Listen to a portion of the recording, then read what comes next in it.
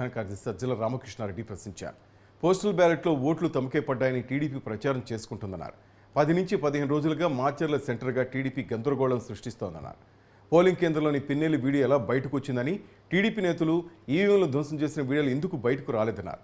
కూటమి ఏర్పడిన తర్వాత ఈసీ వ్యవహార శైలి మారిందన్నారు సజ్జల. మనది 4th ఫేజ్లో జరిగింది. 7 ఫేజెస్. వాళ్ళకి అక్కడ నార్త్లో ఏదో ఇదవుతుంది అనేది ఊహాగానాలు నడుస్తున్న నేపథ్యంలో మాకు సౌత్లో బ్యాలెన్స్ అవుతుందని చెప్పుకోవడానికి లేదా అక్కడ ఓటర్లను ఇంప్రెస్ చేయడానికి ఆ ప్రచారం చేసుకుంటున్నారేమో నాకు తెలియదు. కానీ ఎందుకంటే బ్యాలెట్ బాక్స్లో ఈవీఎంలో అన్ని నిక్షిప్తమైనాక ఇంకా దాని గురించి ఊహాగానాలతో ఇప్పుడు అవసరమేముంది. ఆయన ఆ మాట అంటున్నాడంటే బహుశా ఈ 3 ఫేజుల మీద దాని ఇంపాక్ట్ ఇన్ఫ్లుయెన్స్ ఉంటుందని ఆయన కానీ ప్రధాని కానీ అనుకుంటుండొచ్చు, లేదా ఆ పార్టీ నాయకులు అనుకోవచ్చు.